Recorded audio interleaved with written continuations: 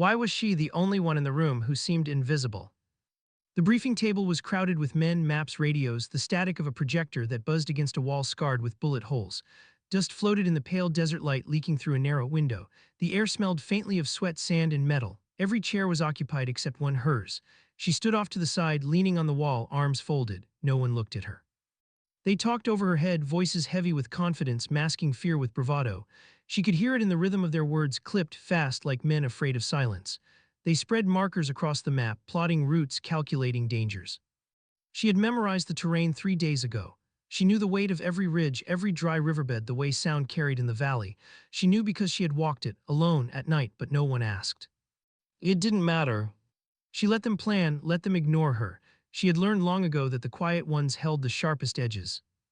Her name was Captain Mara Hale, 34, Army medic, former pilot. The labels shifted depending on who introduced her, but none of them carried the truth. Not the pain she carried, not the weight hidden beneath her calm exterior. Pain that never showed in the daylight. Her hands stayed steady, but only because she forced them to. Every tendon pulled against old scars. Nights were worse, nights when the morphine had worn off years ago, leaving only memory. They didn't know that, she didn't want them to. The commander's voice cut through the static. We move at dawn. Chairs scraped back, boots struck concrete. The men filed out one by one, some slapping each other's shoulders, some silent. Not one of them met her eyes. She stood alone in the empty room, watching the map still glowing faintly under the projector. Her shadow crossed the field of operations, her lips pressed into a thin line. Dawn. She whispered the word like a promise. Outside, the desert was alive with silence. It was an empty silence, it breathed. Sand hissed against metal, wind pressed against her skin. She walked between the rows of vehicles, their hoods still warm from the last patrol. The soldiers leaned on them, smoking, murmuring stories they didn't think she heard. Stories of girlfriends waiting back home, of kids they hadn't met yet. Some laughed too loud, some stayed quiet. She stopped near the edge of the camp where the floodlights faded into black. A medic's tent flapped softly. Inside, cots lined the space. She paused at one, the one where Sergeant Lorne had slept until last week. His dog tags still hung on the bed frame. She closed her hand around them, cool against her skin. She didn't cry, she hadn't cried in years. Instead, she slipped the tags into her pocket, a silent vow. Hours later, in the back of a Humvee, the team loaded weapons and gear. She carried no rifle, just her med pack, heavier than most rifles anyway. One soldier, Alvarez, glanced at her. Young, dark circles under his eyes. He shifted uncomfortably. You ever get used to this?" he asked quietly, as if afraid someone else might hear. She tilted her head, studying him. His knuckles were white against the strap of his rifle. "No," she said, "but you get better at hiding it." His throat bobbed, he looked away as if embarrassed, but he nodded, a small connection, a thread. The engine growled to life, tires crushed gravel, the convoy rolled into the valley. Inside, the men bantered to mask tension. Someone hummed a tune, someone else cursed at the dust sneaking in through the vents. She sat in silence, eyes scanning the horizon. She knew what silence meant out here. It meant something was coming. Halfway to the village, they stopped. An old bridge had collapsed days ago, forcing them to move through a narrow pass. Rock walls closed in on both sides, jagged and unforgiving. The commander hesitated. Mara noticed. "We'll move quick," he ordered, eyes up. But his voice cracked. She adjusted her pack, her body screaming at every movement, though her face never showed it. Every step on uneven ground sent a pulse of fire up her spine, an injury from years ago. A helicopter crash, classified, forgotten. Her body had healed enough to move, but never to forget. The men didn't know that either. They pushed forward. The pass swallowed them whole, shadows clung to the rocks. Somewhere far above, a bird screeched, then silence. The kind of silence that pressed against the lungs. Alvarez muttered a prayer. And then the first shot cracked. Chaos. Bullets tore the air, dust erupted around their boots. Men dropped, not all of them dead, but enough. Screams cut through the valley. The commander shouted orders, half of them drowned in gunfire. Mara hit the ground, rolling behind a boulder. Her pack slammed into her ribs, knocking the air from her chest. She bit back the pain, dragged herself up. Her eyes scanned the field. 3 men down, one crying out, clutching his leg. Another silent, blood spreading fast. Alvarez frozen, eyes wide, pinned in the open. No one moved toward him. She did. Her body argued with every step, every crawl. Rocks tore at her knees, bullets pinged against stone. But she reached him, hands closing on his vest, dragging him into cover. His breath came in panic bursts. "You're not hit," she told him firm. "Look at me." His eyes locked on hers. For a moment he believed. His hands stopped shaking. She shoved him deeper into cover, then moved again toward the wounded. The first soldier she reached was still conscious, screaming. The sound ripped into her louder than the bullets. She pressed her hands to his wound, felt the hot rush of blood. "Stay with me," she whispered, "stay with me." But his eyes rolled back, his body stilled. Her jaw clenched, she closed his eyes with one hand, then pushed forward to the next. This one still breathed barely.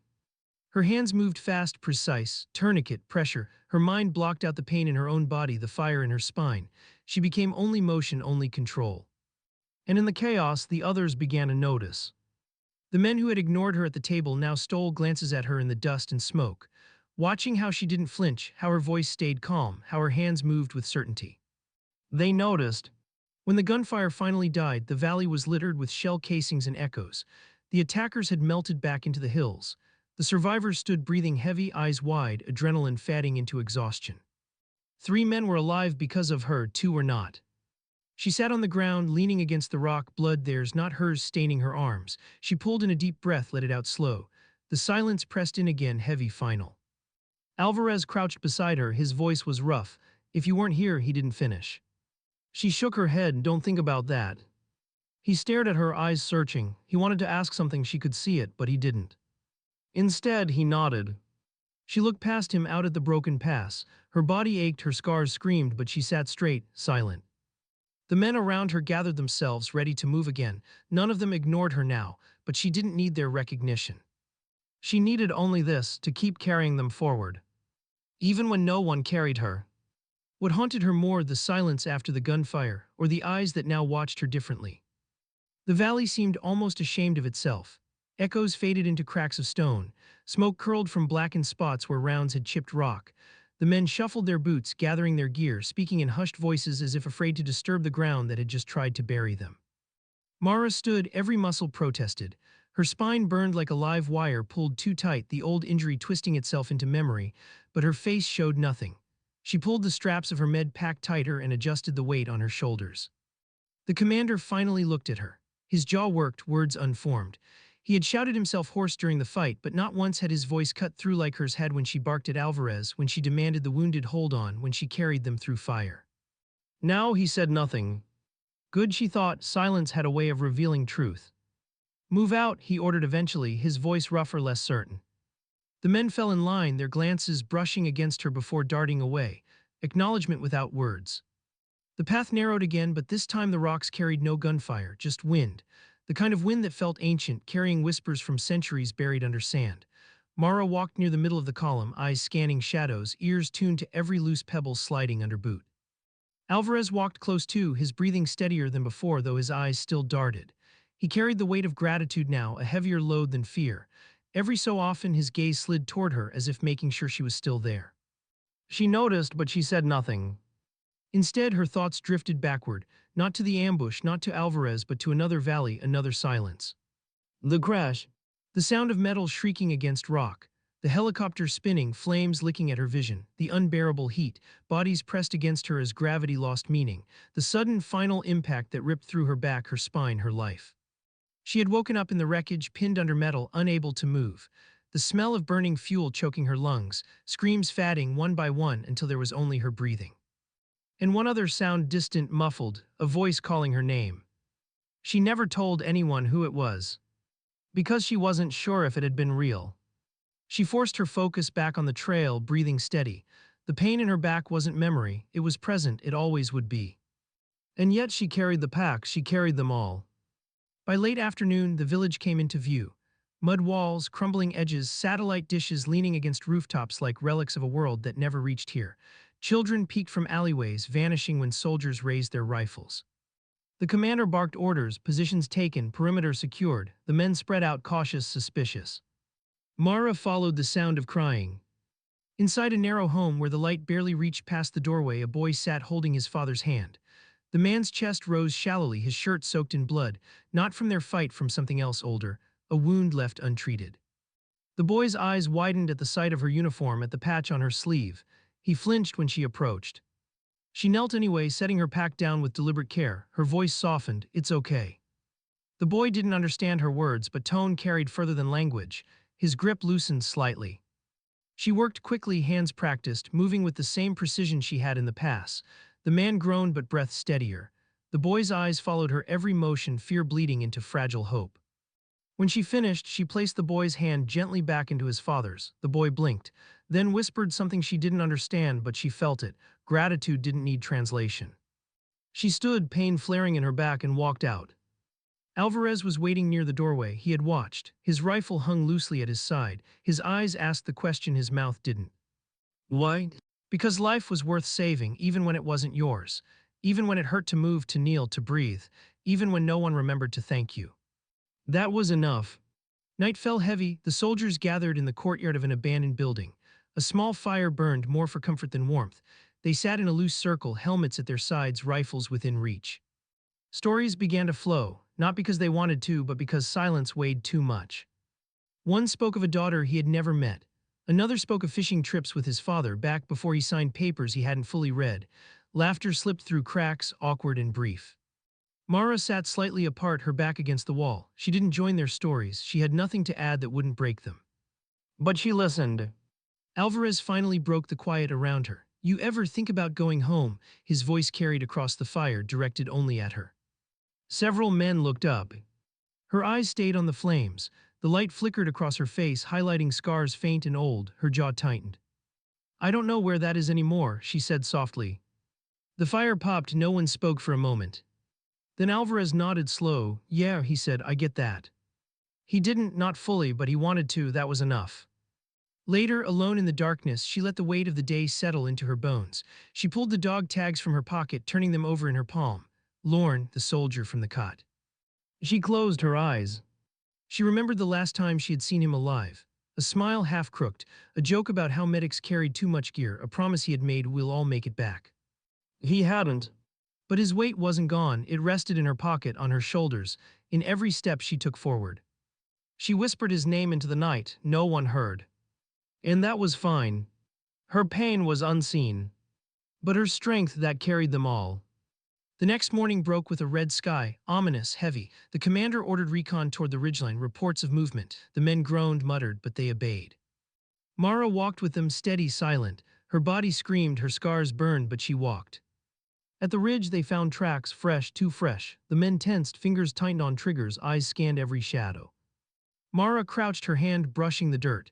She felt the depth of the prints, the angle of the stride. She knew what they meant before anyone else did. They're watching us, she said quietly. The commander turned, how do you know? She didn't answer.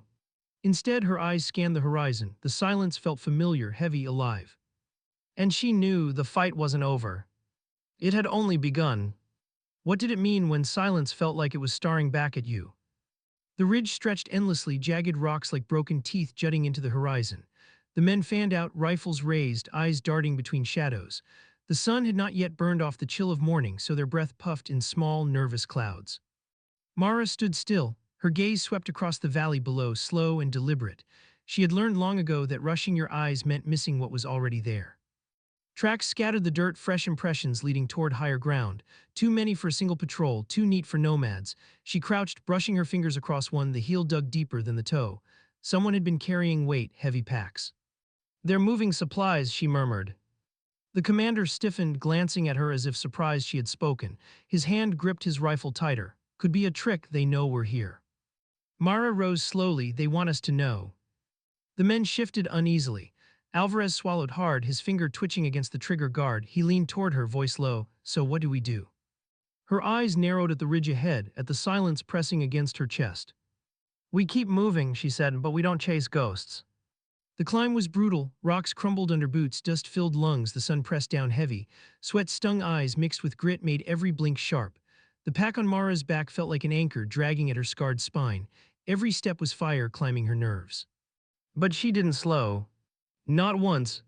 The men behind her noticed, even if they didn't say it. She carried more weight than any of them, yet her pace stayed steady. Some began to match her rhythm, as if her quiet endurance pulled them forward. Alvarez stumbled once, nearly losing his footing. Mara's hand shot out, steadying him. He glanced at her, shame flashing across his face. You all right, she asked. He nodded quickly, too quickly. Yeah, just not used to this climb. She studied him. He was young, maybe 22. too young to carry the look in his eyes, the look of someone already counting the names of the fallen. She let her hand drop, but her voice softened. No one gets used to it. For a moment, the weight in his shoulders seemed to ease.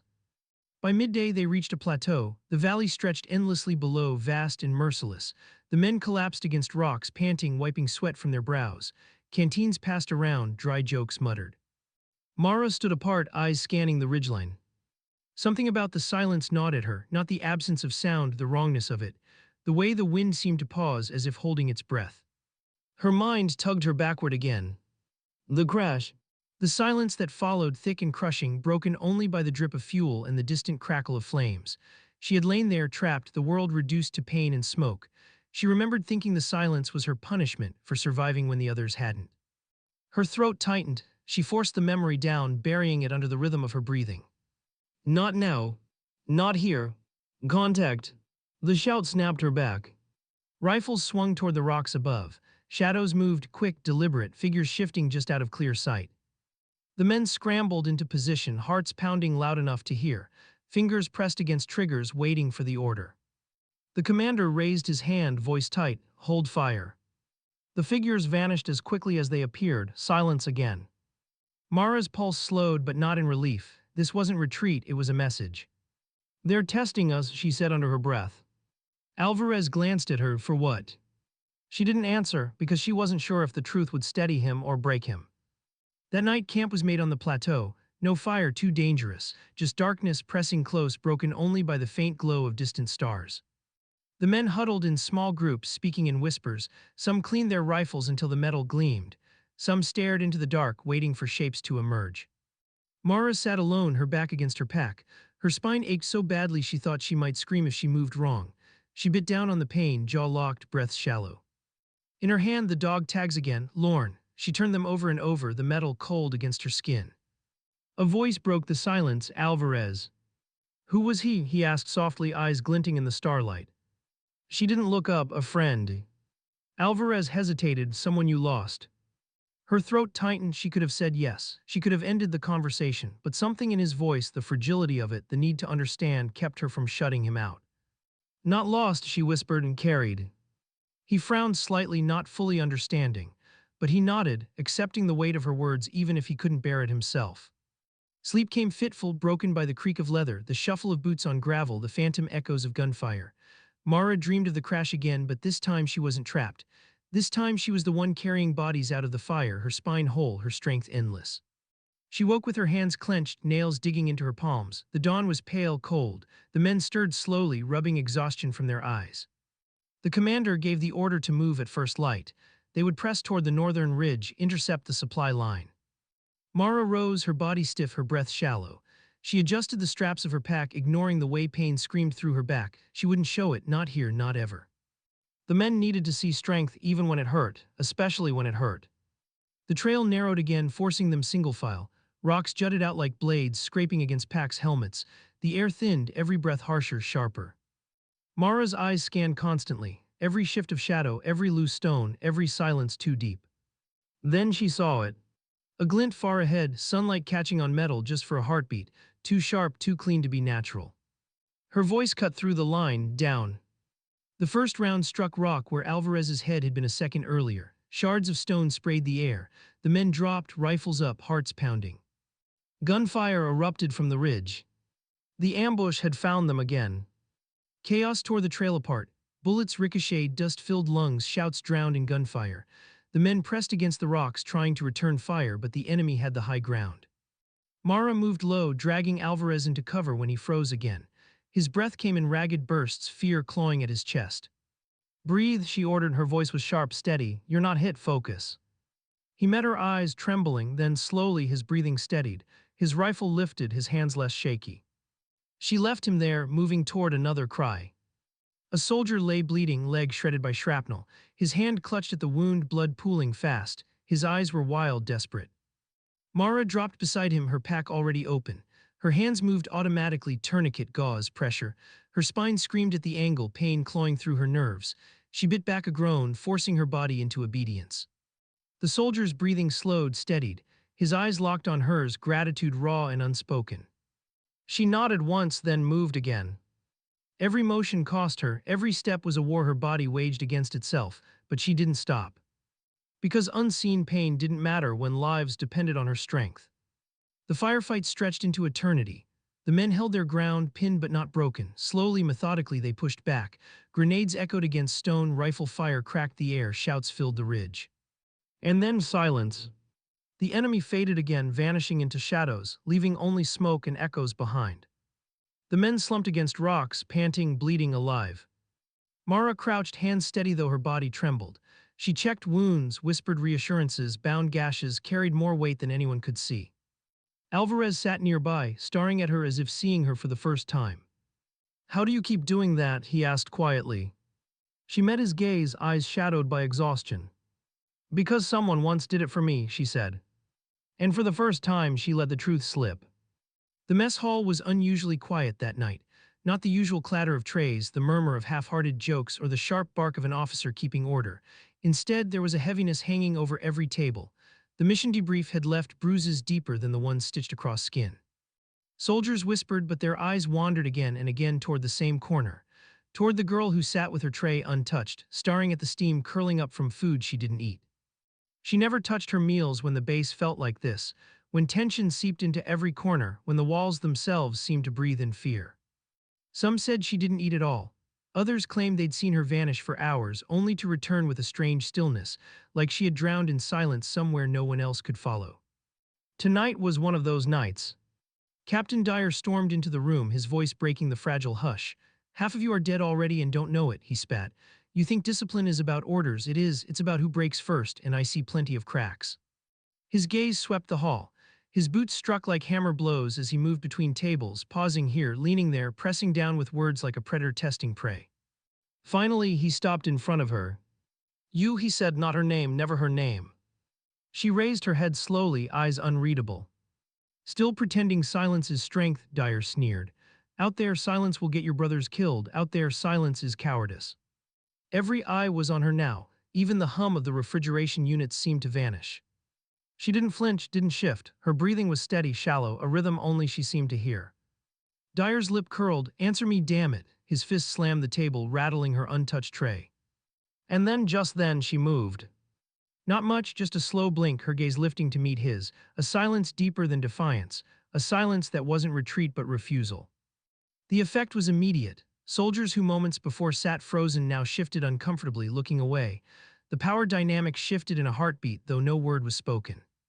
Dyer felt it, he knew it too late. He slammed a hand against the metal tray, sending food skidding across the floor. "Enjoy your silence, soldier," he hissed, "because when it breaks, so will you."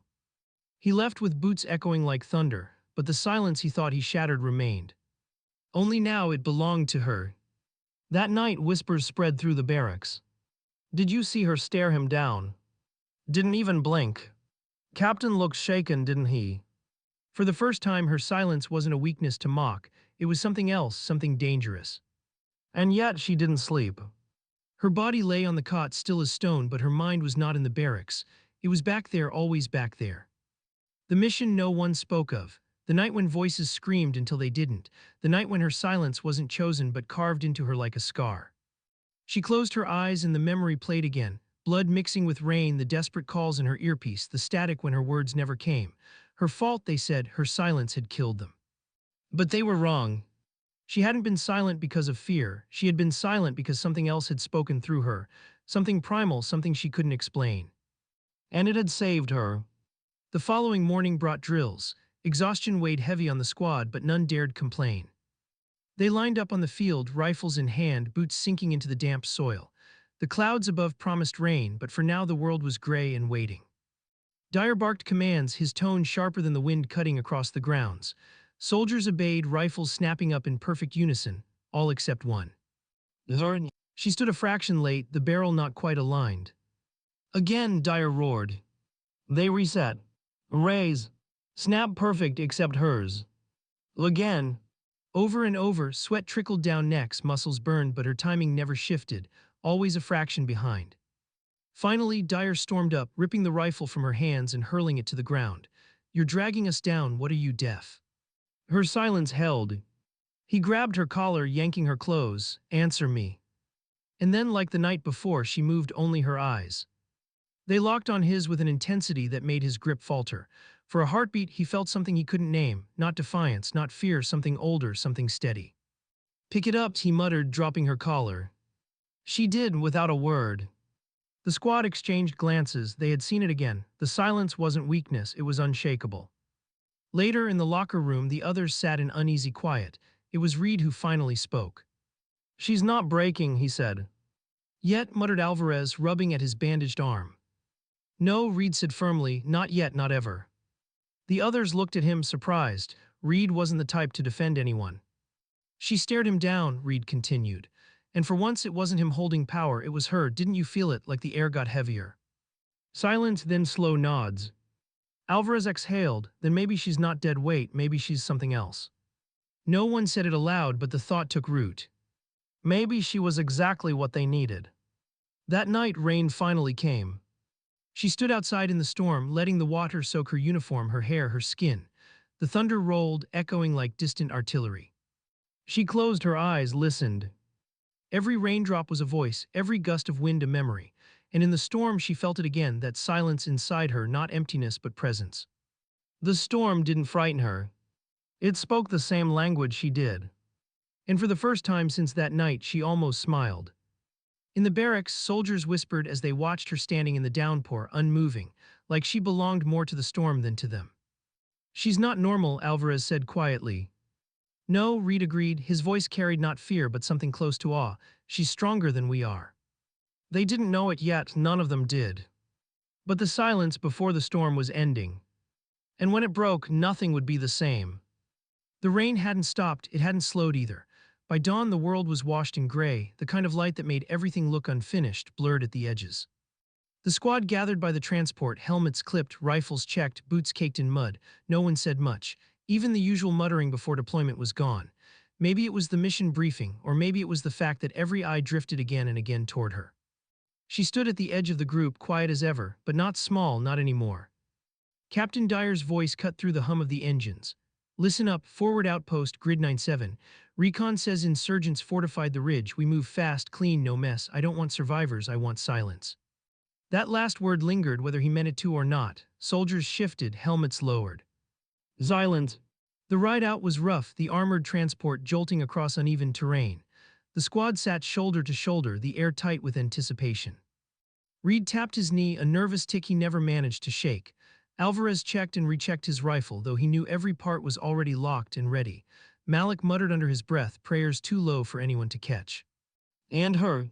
She sat perfectly still. No twitch, no whisper, no wasted movement, her eyes fixed on nothing and everything at once. The others pretended not to notice, but they did, they always did. When the ramp dropped, the storm welcomed them with a slap of wind and the taste of metal in the air. They moved in formation, boots sinking into mud, rifles steady. Dyer barked orders, his voice sharp over comms, but the storm swallowed half of it. It didn't matter. Not to her. She moved like she already knew, every step precise, every pause deliberate. While others strained to hear through static, she seemed guided by something else, by silence itself. The first shots cracked through the rain. Snipers on the ridge. A burst of fire sent dirt exploding at their feet. The squad dove for cover, cursing, scrambling, adrenaline hitting like lightning. Suppressive fire, move, Dyer roared. Reed returned fire, muzzle flashing against the gray. Alvarez ducked low, swearing as bullets chewed through the earth near his head. And her. She didn't fire, not at first. She listened. Raindrops masked footsteps, wind carried echoes, to the others it was chaos, to her it was rhythm. She shifted, breaking from cover with a fluidity that made Reed's gut clench. He thought she was reckless, suicidal. Then he saw it. She wasn't running into fire, she was running between it. Bullets missed by inches but not by chance. She wove through them like she had seen the path already drawn. Reaching a low embankment, she dropped, leveled her rifle and fired once, just once. A figure tumbled from the ridge, the sniper. Static filled the comms with Reed's curse. Holy, did you see that? But no one answered, they were too busy watching. Momentum shifted, the squad surged forward emboldened, cover fire tore across the ridge, grenades arced high, thunder meeting thunder. The insurgents fought hard, but something had cracked. And in the middle of it all, she moved with that same uncanny precision, never rushing, never hesitating. Her silence was no longer absence, it was control. Halfway up the ridge, Malik froze, pinned by gunfire. Dirt spat inches from his helmet, his breathing ragged over comms. "I'm stuck, I can't." Then she was there. No words, just a hand grabbing his collar, yanking him into cover. Another burst of fire screamed past where his head had been. Malik gasped, staring at her. Rain streamed down her face, her eyes steady, unreadable. She didn't shout, didn't reassure. She simply tapped her helmet, listened, and then pointed, precise. Malik followed her direction blindly, firing where she had aimed him. A figure crumpled. The fire pinning him down went silent. For the first time, Malik believed. By the time they reached the crest, the ridge was theirs. Smoke mingled with rain, the air thick with the stench of spent gunpowder. Bodies lay scattered. The insurgents had fought like cornered wolves, but wolves still bled. Dyer walked the line, rifle ready, scanning for movement. His jaw was clenched tight, his anger coiled not at the enemy, but at what he had witnessed. He couldn't ignore it, none of them could. She had seen paths no one else saw. She had turned silence into a weapon sharper than steel. But Dyer's pride was a fortress, and fortresses don't crumble in one storm. "Don't start worshipping ghosts," he snapped as soldiers exchanged glances. "One lucky shot doesn't change what she is." His words rang hollow, even he knew it. Back at the forward outpost, the squad slumped against walls, catching breath, reloading, waiting for the next move. Reed broke the silence first, and that wasn't luck. Alvarez grunted, "Hell no." Malik shook his head, still pale. She knew before it happened, she knew. They looked toward her, sitting alone in the corner, rifle across her knees, head bowed. Rain still dripped from her hair, her uniform soaked through. She didn't join their talk, she didn't need to. The battlefield had spoken for her. That night the whispers changed. They were no longer about her weakness, no longer about her silence as a flaw. Now they whispered like believers. Like soldiers who had glimpsed something they couldn't explain but couldn't deny. She moves like she's already seen it happen. She doesn't just fight, she listens, like the war talks to her. She's not one of us, she's something else. Even Reed, usually quick with a joke, couldn't find words. He just stared into the firelight, shaking his head, muttering the same phrase again and again. She doesn't need to speak, the silence is louder. But while the squad whispered awe, she lay awake, eyes open to the dark ceiling of the outpost. Because she knew the truth. Her silence wasn't gift alone, it was wound and weapon, curse and cure. Every time she moved like that, every time the battlefield bent to her rhythm, she felt the memory stir, the night when voices died and silence claimed her. It wasn't over. It never would be. And she feared the day when her silence would demand more than she could give. The storm outside raged on. And somewhere in that storm, the next battle was already waiting. Why did the silence always come before the worst moments? That thought hung in the air as the squad pushed deeper into hostile ground. The ridge was behind them, but the mission wasn't done, not even close. Satellite intel had shown structures further north, abandoned villages turned into nests for insurgents. The kind of place where shadows bred fear and fear bred ambushes. They moved in staggered lines, weapons high, senses sharpened. Every twig snap echoed like a gunshot. Every gust of wind carried suspicion. And at the center of them she walked like always, silent, unreadable. The others pretended it was normal now, her quiet, but they still glanced, still wondered, still tried to make sense of how someone could survive a war without clinging to noise, to chatter, to some small lifeline of humanity. Her silence wasn't lifeline, it was lifeboat, and she sailed it alone. By nightfall they reached the first cluster of broken houses, walls riddled with holes, roofs caved in, windows black like eyes that had seen too much. Dyer signaled a halt, clear it slow, 2 by 2. Reed and Alvarez moved first, rifles sweeping. Malik followed, nerves raw but steadier than before. He trusted her now, maybe more than he trusted himself. But when it came her turn, she didn't wait for a partner. She slipped into one of the ruined homes alone. The others exchanged looks but said nothing. Inside, the air smelled of dust and old wood. She stepped lightly, boots barely whispering against the warped floorboards. Her light traced the corners, broken chairs, scattered pots, a child's doll half buried under rubble. Her chest tightened just slightly. She'd seen this before, not this village, not this doll, but the shape of loss, it never changed. She crouched, gloved hand brushing the toy's dirty hair. A memory flickered, a child's laugh, the echo of a home she once knew, then fire, smoke, silence. Her breath slowed, she placed the doll back carefully as if returning it to a grave. And then she froze. Because the silence shifted. Not empty anymore, not natural. This silence was heavy, weighted. She didn't move, didn't breathe, just listened. And then she heard it scrape of boots above on the floorboards of the second level. Her rifle came up instantly. The ambush erupted all at once. Gunfire tore through the night, windows shattered, voices screamed in languages thick with hate. Dyer cursed, barking orders, but the squad was scattered, pinned in alleys, scrambling for cover. Bullets chewed through walls. The air turned sharp with cordite and fire. Reed was hit in the shoulder, collapsing behind rubble. Alvarez dragged him back, blood soaking his vest. Malik fired blind, teeth gritted, fear and fury mixing. And her. She didn't flinch. She moved. Up the stairs into the teeth of the ambush, rifle steady, steps like shadows. Bullets chased her but never found her. She burst into the upper floor, 3 insurgents waiting, rifles raised. Do slow. Her silence had already told her where they stood, how they breathed when they would fire. 3 shots. 3 bodies dropped. The silence shifted again. She didn't pause. Down below, the squad fought tooth and nail. Dyer cursed into comms, trying to regain control. He had led men through fire before, but never like this. The enemy was everywhere. The village itself was alive with hate. Pull back, regroup, he shouted. But no one moved, they couldn't. Then suddenly gunfire from above, not at them but at the enemy. She had taken the high ground. Her shots were precise, surgical. Each one cleared a path, each one pulled the squad back from the edge. Malik's voice broke over comms, she's saving us. Dyer didn't answer, his pride strangled him, but his silence said enough. Minutes stretched into hours, at least it felt that way. When the last shot finally echoed out, the village lay broken again. Smoke rose from walls already ruined, blood-soaked dirt already dark. The squad regrouped, breathless, bruised, shaken. Reed leaned against Alvarez, pale from blood loss. Malik's hands trembled as he reloaded, though no targets remained. Dyer's jaw clenched hard enough to crack. And her. She walked among them, calm, steady, as if the storm inside her had been waiting for this. Not a word, not a sound. But they all saw it. Without hers, they'd be gone. Later, as they set up makeshift camp in the shell of a half-collapsed house, whispers began again. She knew where they were before we did. She moved like she'd done it 100 times. She doesn't just hear silence, she uses it.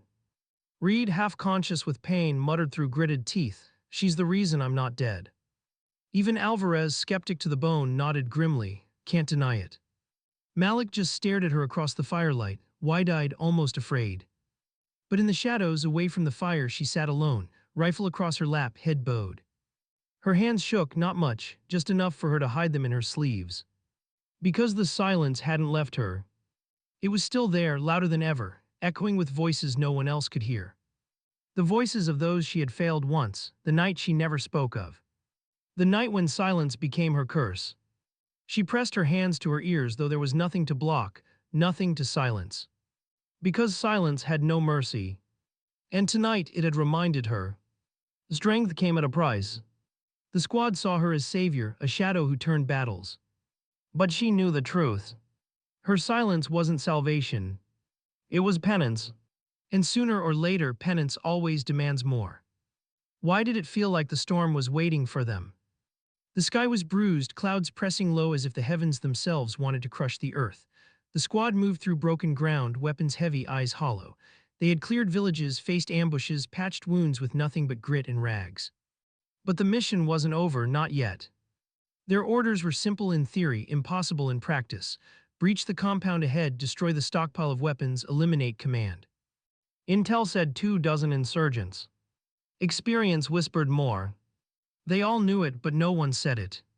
Except Reed, his voice tight, half joking to hide the pain of his bandaged shoulder. Feels like we're walking into our own funeral, huh? No one laughed. The compound loomed in the distance, carved into the hillside. Concrete walls scarred by battles past, towers like jagged teeth, smoke rising faintly from within. Dyer called a halt. His face was stone, but the weight in his eyes betrayed him.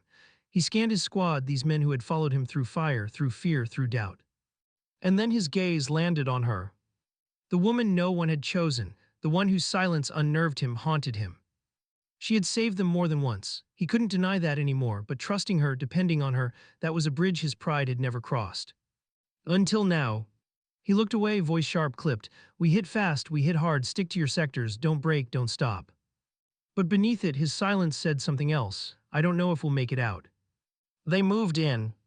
Rain slicked their rifles, plastered their uniforms to their skin. Every step was slower, heavier.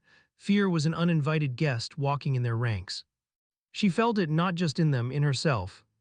Her silence wasn't peace tonight, it was a storm coiled and waiting. Every sound cut sharper, the click of a safety, the hiss of breath, the metallic tang of blood Reed tried to hide. Her chest tightened.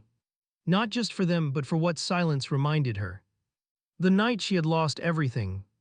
The night her unit screamed for her voice, and she had given them none. She had survived, they hadn't.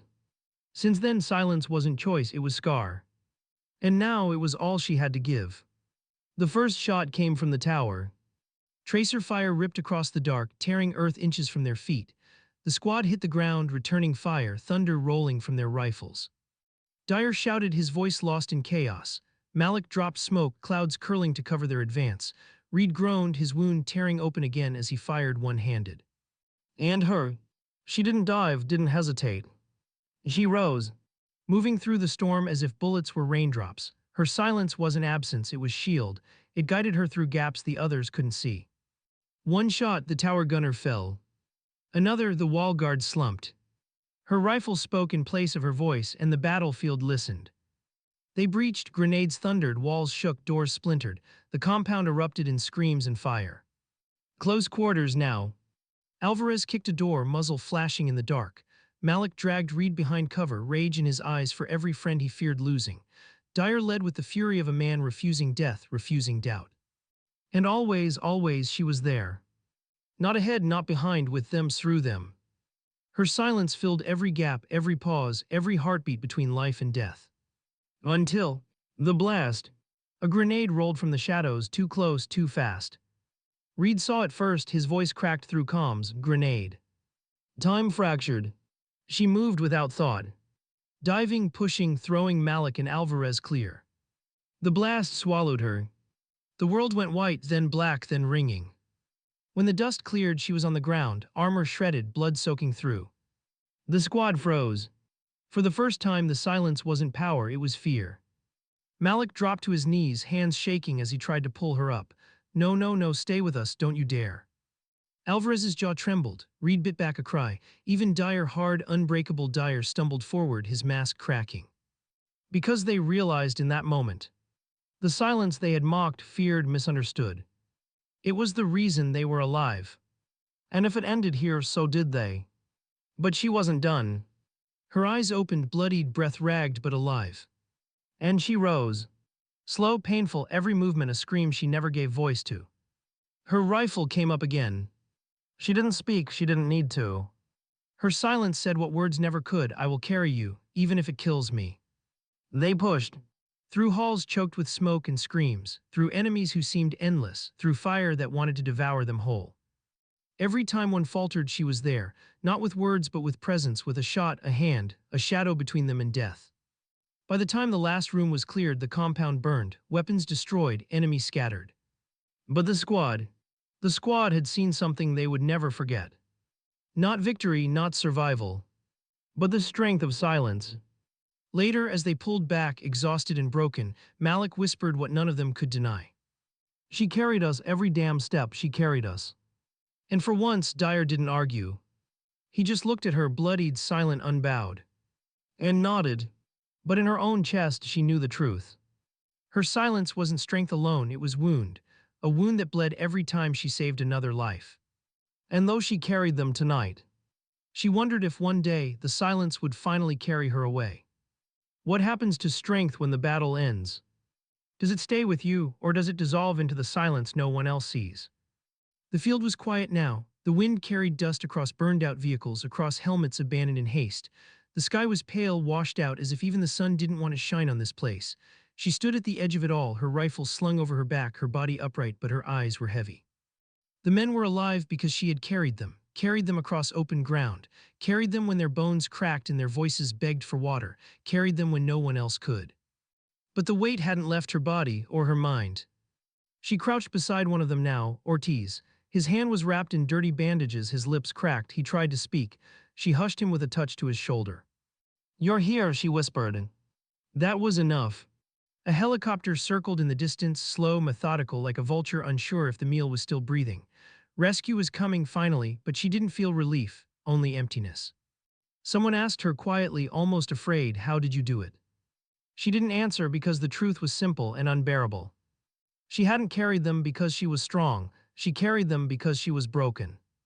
Every step she took through that field, she wasn't only dragging soldiers, she was dragging ghosts, her brother's face, the last letter he sent, the words that said, "I'll be home soon." He never made it back, she had lived with that silence for years. And maybe, just maybe, this had been her answer. When the bird landed, blades chopping the air, the men cheered weakly. They climbed, stumbled, were lifted inside. Each one kissed survival like it was a miracle. Each one touched her hand before they passed, as if to thank her, as if to anchor themselves to her strength one last time. She waited until the last man was safe, then slowly she followed. Inside the helicopter, no one spoke. Their eyes told the story, bloodied, weary, still alive, and in the middle of them her silent, shoulders steady, face unreadable. The medic checked her pulse, frowned. "You're running on nothing," he said. She gave the smallest smile, "Nothing's enough." The pilot banked them toward home. The ground shrank below, that cursed stretch of land fatting behind them. Still, she couldn't let go, her hands flexed in her lap as if still holding their weight, as if still refusing to set them down. Later, when they landed, cameras would swarm, commanders would ask for reports, politicians would craft words, she knew all of it would come. And she knew none of it mattered.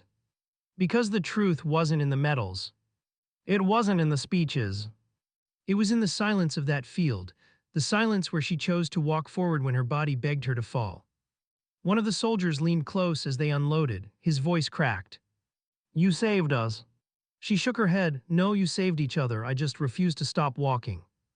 That night, long after the base had gone quiet, she sat alone on the steps outside the barracks. The stars stretched endless overhead. She tilted her face upward, searching. Her brother's words echoed again, "I'll be home soon."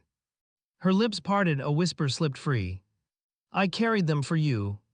And in that moment, just a breath, just a flicker, she thought she felt it. Not his hand, not his voice. But peace. A peace she had never known, not once since the day they told her he wasn't coming back. She closed her eyes, listened to the night air, felt the ache in her body, the quiet in her chest. She didn't need applause, she didn't need a monument. Sometimes strength is not in what we fight. Sometimes it's in what we carry, silently unseen until others are safe. And sometimes dignity doesn't speak. It simply acts.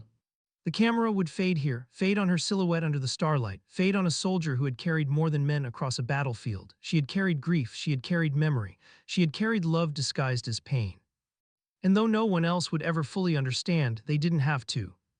Because the field of despair no longer held its men. She had walked them through it. Alone.